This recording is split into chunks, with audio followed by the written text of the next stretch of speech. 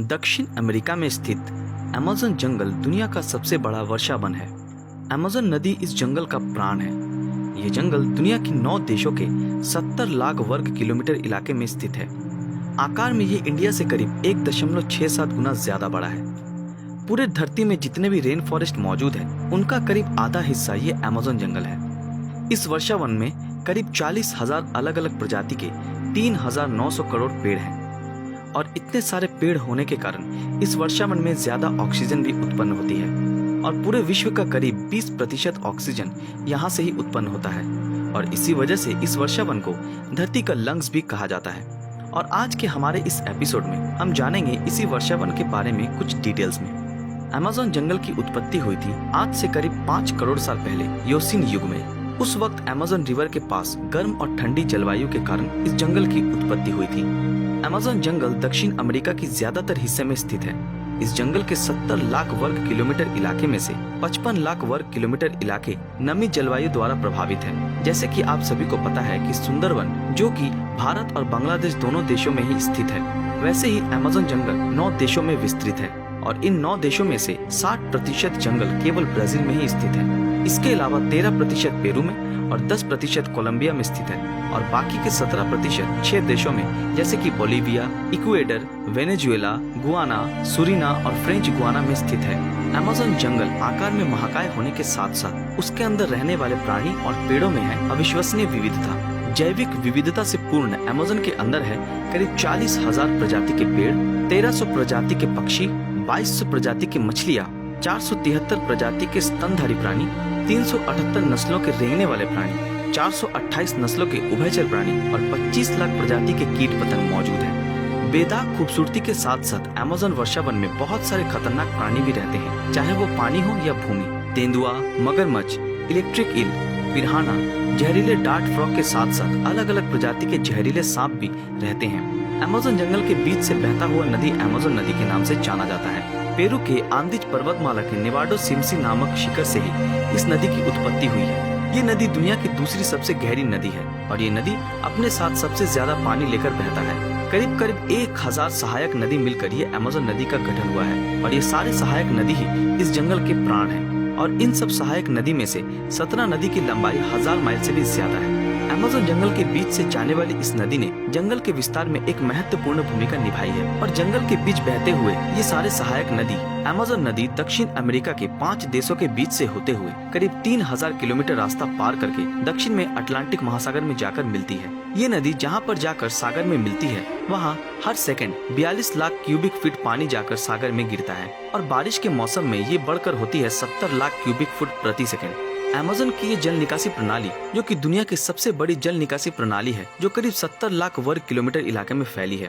Brazilian Amazon forest के अंदर बहुत सारे ऐसे स्क्वायर और राउंड शेप की बनावट देखने को मिलती है और ऐसा डिजाइन कब और किसने बनाया है ये अभी भी इंसानों के समझ से परे है। ऐसा अनुमान किया जाता है कि शायद ऐसी बनावट समाधि के लिए या फिर अपने इलाके को सुरक्षित करने के लिए बनाया गया था। रिसर्चरों के अनुसार ये कहा जाता है कि अमेज़न के मूल निवासियों ने ये सारे डिजाइनों को बनाया था, लेकिन वैज्ञानिकों की अनुसंधान में ऐसी कोई सामान नहीं मिली जिससे ऐसी डिजाइन बनाई जा सकती है। वहां से मिली लक्षण को चिन्हित करके ये जरूर साफ हुआ है कि ये डिजाइन आज से करीब 1200 से 1500 साल पहले बनाया गया था। अमेज़न जंगल रहस्य से पूर्ण है और उन्हीं में से एक रहस्य है अमेज़न जंगल के बीच बहता एक उबलता हुआ पानी का नदी।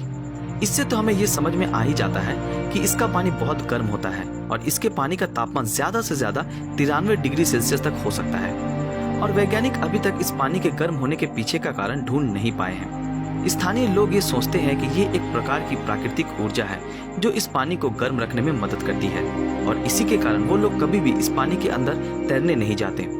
अमेज़न जंगल में स्थित अतिकाय पौधों में से एक है विक्टोरिया अमेज़न, जो कि पानी में उगने वाला एक कमाल का पौधा है और इसके इस नाम के पीछे का कारण है इंग्लैंड की रानी क्वीन विक्टोरिया। इस कमाल के पत्ते का आकार संपूर्ण विकसित होने पर करीब करीब 3 मीटर तक बड़ा होता है और ये इतना मजबूत होता है कि ये एक वयस्क इंसान के वजन आसानी से ले सकता है। अमेज़न के अंदर स्थित पेड़ पौधे ही पूरे विश्व के 20% ऑक्सीजन की सप्लाई देते हैं और इसी के कारण अमेज़न जंगल को धरती का फेफड़ा भी कहा जाता है। और इसके साथ साथ वो सब पेड़ ढेर सारे कार्बन डाइऑक्साइड को भी परिवेश से निकासित कर देते हैं। इससे प्रदूषण भी कम हो जाती है। लेकिन अफसोस की बात यह है कि अभी भी पूरे विश्व में ही चल रही है बिना रोक टोक के पेड़ों का विनाश।